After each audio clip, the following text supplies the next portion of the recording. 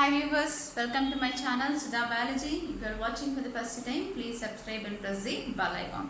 It doesn't take much time for you. If you like my videos, please share it. And for today's session, I would like to discuss about chromosomal theory of inheritance, which was proposed by Sutton and Boveri. And before going into that exactly the features of silent features of this chromosomal theory of inheritance, we will just recap the Mendel's work. So in all the previous classes we have been discussed about the Mendel's work, all the Mendel's laws, first law, second law, as well as 3 laws of Mendel's, and whatever the cross which he made, monohybrid cross, dihybrid cross, test cross, all this we have studied. And he published all his work in 1865. But during those time, the biologists especially working on evolution, all the scientists, most of them were around evolution. They were working on the existence of earth and how the life formed on the earth. All this they have been working on it. And by the publishing of this work by Mendel, many scientists did not accept his work. The reason was it was completely including all the statistical data. Okay, so as the Mendel was also a statistician, okay, he was a mathematician and he was not a biologist. So many of the scientists, that is biologists who were working on evolution, especially during that period, they could not accept the Mendel's work because it was showing more the statistical data, and he was especially a mathematician and no publicity during that period. So there was no much social media to explore his work, and so many scientists did not accept his work. It was all more related to statistical data and no biological concept explained in that. Okay, so many scientists did not accept the Mendel's work, and his work was completely statistical data, so no publicity, so they did not accept his work. And later on, by 1900, the recognition of Mendel's work was started by 3 scientists, very important. So they have restarted working on Mendel's work. That is, 3 scientists are Correns, Schermat and Hugo de Vries. So these 3 scientists again started working on Mendel's laws. Next, by 1902, Sutton and Boveri proposed this chromosomal theory of inheritance, because by this time the microscope has been come into existence. Mendel could not explain all this because there was no microscope during that period. Even this was also one more reason. And moreover, he was not at all a biologist to study all this and to explain about all this. Okay, so Sutton and Boveri proposed chromosomal theory of inheritance because by that time the cytological studies were being increased more by all the scientists, and especially these 2 scientists, they proposed this theory, that is chromosomal theory of inheritance. And by the microscopy came into existence that helped them to observe the movements of chromosomes. So they have started working on complete cell structure, all the scientists, and also the nucleus structure and how the chromosomes align inside the nucleus, and the movement of chromosomes and the cell division. So the process of cell division also they have been studied. So that is by the existence of this microscope during that period. And now they also explained the Mendel's law. So as Mendel's work was restarted, and these 2 scientists, they explained again Mendel's laws by using the movement of chromosomes during cell division. So why they have been linked up the movement of chromosomes during cell division? That is because if you go for a recap of Mendel's laws, especially when you take any one law. So take for example law of segregation, which was a worldwide accepted law of Mendel's. So that is law of segregation. What does it say? Though the alleles which are present together in F1 hybrid, they do not mix up or blend, and they segregate during gametogenesis, and they segregate or separate during gametogenesis. And that is by, so they have been explained the Mendel's laws by using the movement of chromosomes during cell division. So how these chromosomes, they are being distributed to each and every gamete during gametogenesis. That is, they have come to know by the study of this cell division. So during the study of this cell division, by this they have linked up with the Mendel's laws.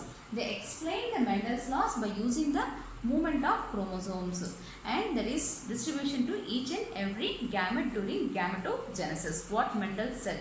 Okay, but he could not say that it is chromosomes. Next, genes are located on chromosomes. So we know that what is genes? That is nothing but a segment of a DNA, which were called by Mendel as factors. So it is a segment of DNA. So the DNA which is present in the chromosomes and segment of DNA which is said as gene. And these genes are located on the chromosomes, and alleles are located on homologous site, that is on a locus on homologous chromosomes. So this is one chromosome and homologous chromosome to this. Okay, so this the DNA which is present inside, and now the alleles which are present at homologous site. So this site and even this site. So that is there's homologous site which is seen for the alleles which are present on the homologous chromosomes. So the alleles which are present on the same locus, that is on the homologous chromosomes of a particular trait, that is for tau character. So the homologous chromosomes on the homologous site, these are present on the homologous chromosome, that is alleles. They are nothing but alternative forms of a gene.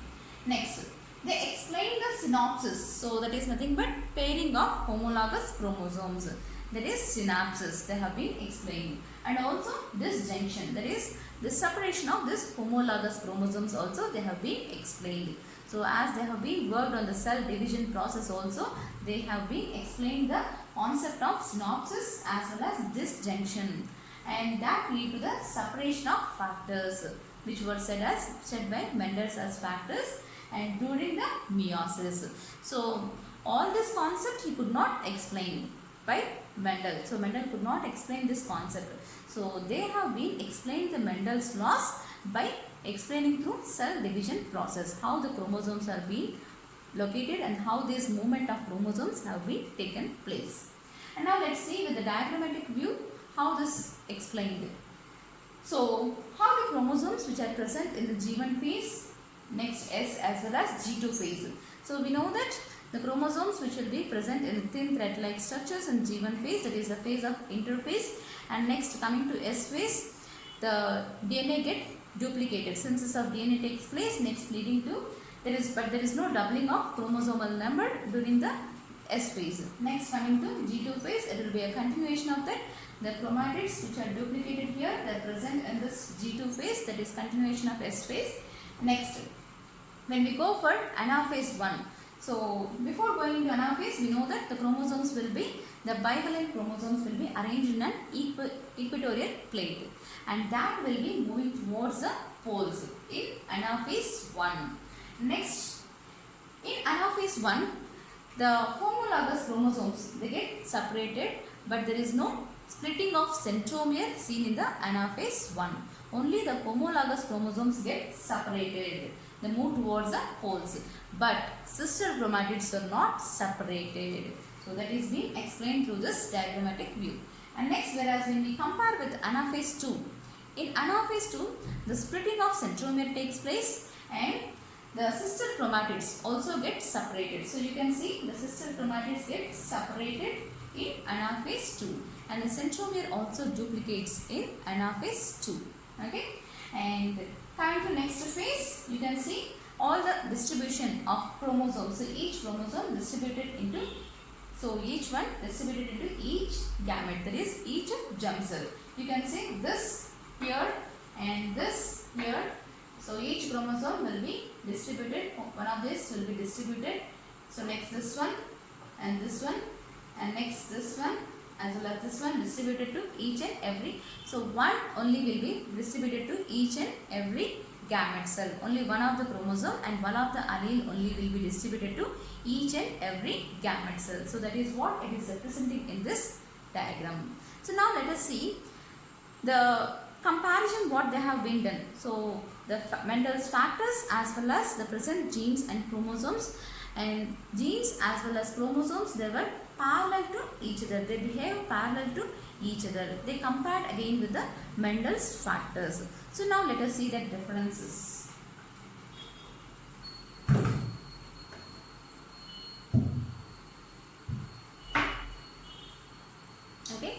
So chromosomes as well as genes which behave parallelly. That is, both the chromosomes as well as genes, they occur in pairs. So just now we have seen they occur in pairs. And they separate during gametogenesis. So during the formation of gametes in the previous diagram we have seen they separate. They separate during gametogenesis, that is during gamete formation, and that only one of each pair is transferred. Okay, so just now I showed only one of the each pair will be transferred and also separate at gamete formation. So genes also separate at gamete formation. So these also get separated as the chromosomes are getting separated. Even this also gets separated. So separate at gamete formation and only one of each pair is transmitted to each gamete. So only one of the each pair will be transmitted to each and every gamete. That means one of the allele, so capital T, will be distributed to one gamete and another gamete, small t, will be distributed. If both are homozygous, then both capital T's will be distributed to each and every gamete separately. So one for each will be distributed. Next, chromosomes also assort independently themselves. So when we said that in Mendel's laws, so assortment. So during the gametogenesis, they segregate and assort independently. So that does not depend upon the pair. So that does not depend upon the pair. They assort independently to each and every gamete. Even the genes also. During gamete. So gamete has only one of the two alleles of a trait. So next, the alleles assort independently during crossing over. Next, gametes has only one of the two alleles of the trait. So just now I said they have only one allele of a trait. So here also gamete has only one chromosome. So they have only one chromosome and the allele also will be only one present in each gamete. One of the allele of a trait will be present in each gamete.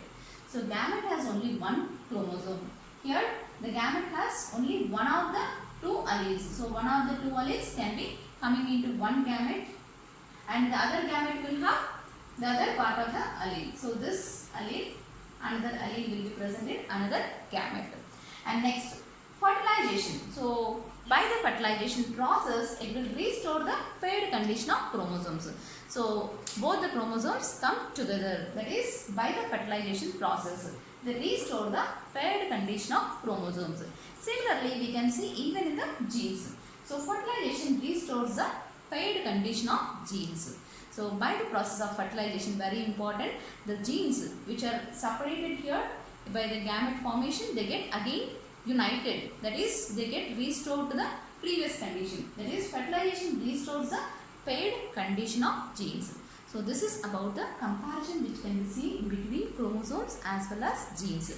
And all this were the silent features which has been explained by Sutton and Bowring during this process of explanation of chromosomal theory of inheritance. So how the movement of chromosomes takes place and how the distribution of chromosomes takes place to each and every gamete cell, and along with that how the genes are distributed to each and every gamete. So thank you for this session.